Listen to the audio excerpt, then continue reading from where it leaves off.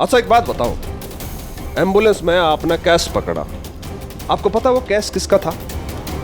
कविता madam का, जिसका इस्तेमाल भी वोट खरीदने के लिए होने वाला था। शराब की खेप पकड़ने के बाद कविता मैडम इस बात से निश्चिंत होना चाहती थी कि आपके हाथ उसके कैश तक ना पहुंचे। रात की सख्त नाइट ड्यूटी के चलते ये हो नहीं पा रहा था, इसलिए कविता मैडम आपका घर गई ताकि आपकी नाइट ड्यूटी को मुद्दा बना के आपकी सासू माँ को भड़का सके। थारे को रात में ड्यूटी करने की क्या जरूरत है? अरे अब तो तू बड़ी पुलिस अफसर नहीं बन गई है रे। थारे हाथ के नीचे तो काम करने वालों की भीड़ लगी होगी। तू जिस पर भी उंगली रखेगी ना, उसने थारी ड्यूटी बजानी पड़ेगी। बेननी, थारे को ना रात में ड्यूटी करने की जरूरत ना है। अगर आपका फिर भी मन नहीं मानता ना, तो अपने घर फोन करके देख लो कि कविता मैडम आपके घर गई थी कि नहीं, और उन्होंने आपको नाइट ड्यूटी पे ना जाने की बात कही थी कि नहीं। फिर शायद आपको हमारी बात पे भरोसा हो जाएगा।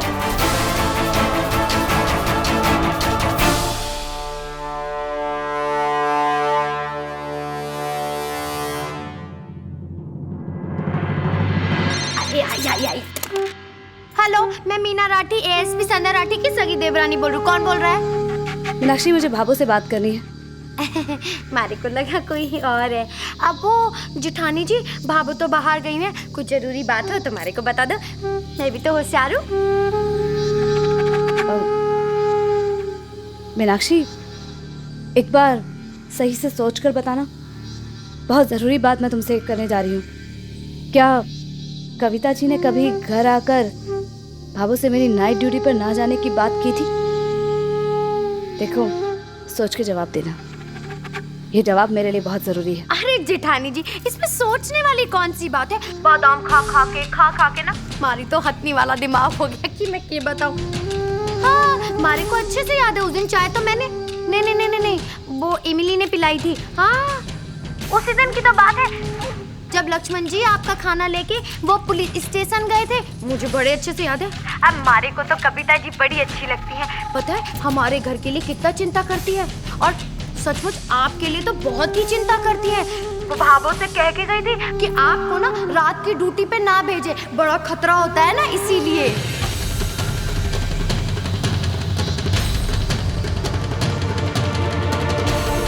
ठीक है मीनाक्षी, हाँ, मैं बाद में बात करती हूँ, अभी मुझे कुछ जरूरी काम है।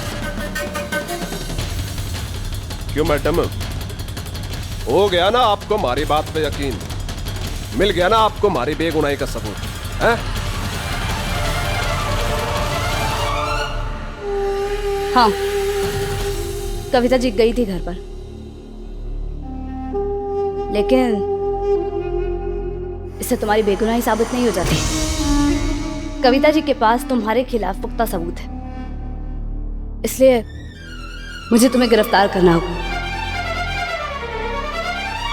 मैडम जी एक बात कहूं, कभी कभी एक बेगुनाह का बेगुनाही साबित करने का सबसे बड़ा सबूत ये होता है कि उसके पास कोई सबूत नहीं होता। यकीन करिए मारा, मैं बेगुनाह हूं।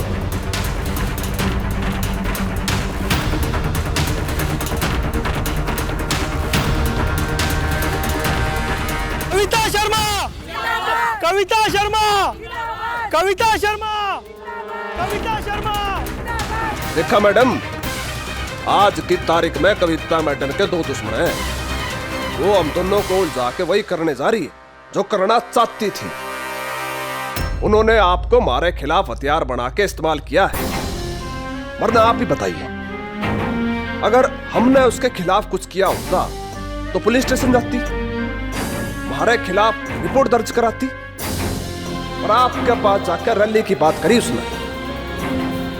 अगर हमने कुछ किया होता तो हम आपके सामने यूं क्यों खड़े होते और आपको यूं क्यों समझा रहे होते? शरीफ अपनी शराफत से डरता है।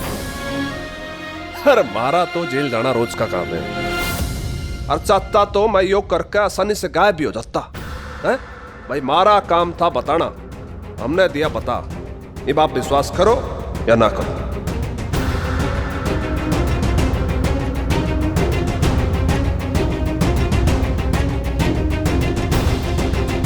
क्या सोमेश्वर वाकई से ही कह रहा है? झूठ बोलकर भला इसे क्या हासिल होगा?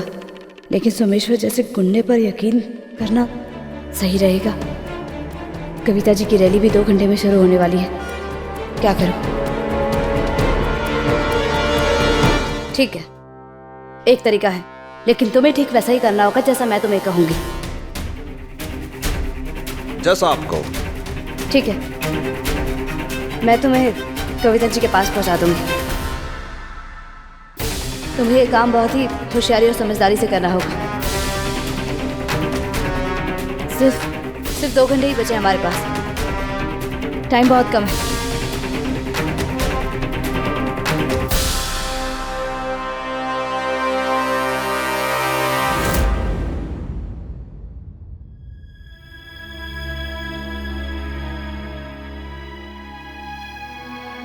छवि, कम से कम मेरी बात तो सुनो। कुछ कहने सुनने को बाकी रह गया है क्या? वैसे भी इतना कुछ सुना तो चुके हैं आप मुझे। देखो, तुम मुझे गलत समझ रही हो। मैं तुम्हें कोई सुना नहीं रहा था, बल्कि मैं तो इस बात पे हैरान था और थोड़ा गुस्सा भी आ रहा था कि आखिर अकाउंट से इतना पैसा गया कहाँ? ऐसी कौन सी खरीदारी की तुमने? और अगर खरीदारी करनी इतनी ज़रूरी थी तो कम से कम एक बार मुझे बता दिया होता। मैं अकाउंट में पैसे डाल देता। आज कम से कम ये चेक तो वापस नहीं होता। छवि, तुम्हें अंदाज़ा नहीं है कि चेक बाउंस होने की वजह से ना मुझे कितनी शर्मिंदगी झेलनी पड़ी है। अच्छा, 1 मिनट।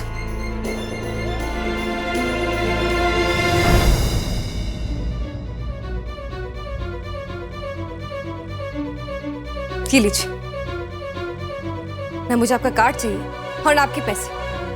शॉपिंग करने के लिए अगर मुझे मंजूरी लेनी थी आपकी तो मुझे कार्ड क्यों दिया था आपने? बोलिए। छवि, तुम गलत समझ रही हो। ऐसा नहीं है कि तुम्हें मुझसे पूछ कर पैसे खर्च करने हैं। अब पैसे मेरे और तुम्हारे बटे हुए थोड़ी हैं यार। हाँ, बस इतना चाहता हूँ कि पत्नी होने के नाते कम से कम बाद में तो मुझे बता दो कि पैसे कहाँ खर्च हुए। दिलीप जी, मुझे नहीं आदत हिसाब देने की। और वैसे भी अब ना ही मुझे आपका कार्ड चाहिए और नहीं पैसे। अपना कार्ड अपने पास रखिए, मुझे नहीं चाहिए आपका कार्ड वाला।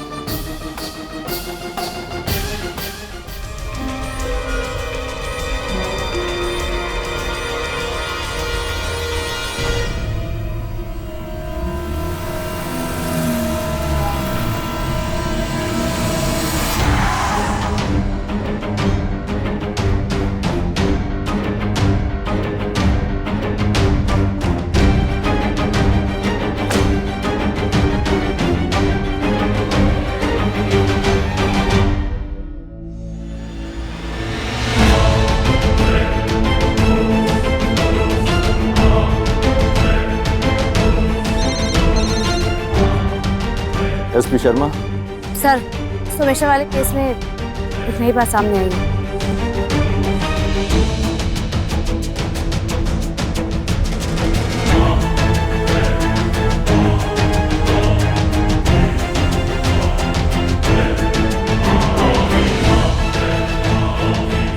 सर, मुझे बस थोड़ा सा वक्त दीजिए, मैं बहुत जल्दी ये सारा केस सॉल्व कर दूंगी। देखिए एसपी संध्या, मुझे आप पर पूरा भरोसा है। Thank you sir. लेकिन याद रखिए कि वक्त बहुत कम है। आप कुछ भी करिए, लेकिन ये सारा मामला रैली निकलने से पहले निपटना चाहिए, ये याद रखिएगा। ये चुनावी माहौल बहुत ही संवेदनशील है। मैं नहीं चाहता कि किसी भी तरह की अनहोनी घटना घटे। हमारे जितने भी ऑफिसर्स हैं वहां ड्यूटी पर आप उन्हें तैनात कर दीजिए। एसपी संध्या, मैं आपको सिर्फ 1.25 घंटे का वक्त देता हूँ। I hope you understand. Yes sir. Thank you.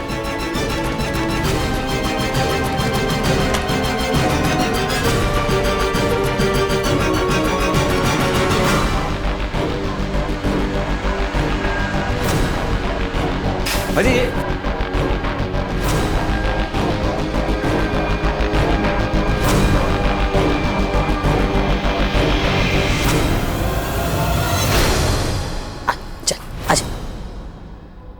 Aunty जी, मेरी गाड़ी बैक साइड में पार्क्ड है तो मैं चलती हूँ।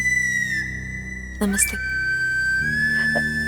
नमस्ते कविता जी, अपना ध्यान रखना। और हाँ, दवाई अगर टेम पर ना ली ना, तुम्हारी डांट पक्की समझो। हाँ कविता जी, आप चिंता ना करना, वो अपनी इस रैली की बहुत बढ़िया होगी। हम सब, संदेश जी, हम सब आपके साथ हैं। हाँ कविता जी। अबू, तो कहे तो मैं कविता जी को इनके घर तक छोड़ के आऊं? ठीक है चलो। नहीं नहीं सूरज जी, अब मुझे ठीक लग रहा है। अब मेरे इतने भी बुरे हाल नहीं, मैं खुद चली जाऊंगी। आप सबने मेरे लिए इतना कुछ किया, उसके लिए बहुत बहुत धन्यवाद। कविता जी, परायो जैसी बात ना करो, बस आप तो अपना ध्यान रखो। जी। और आपकी जो रैली है ना, आपकी रैली में भी आएंगे, जरूर आएंगे। जी शुक्रिया।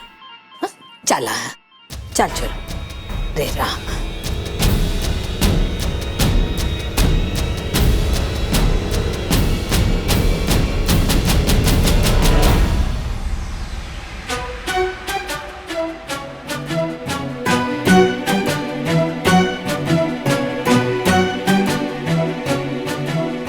हाँ बस हॉस्पिटल से मैं अभी निकल ही रही हूँ। हाँ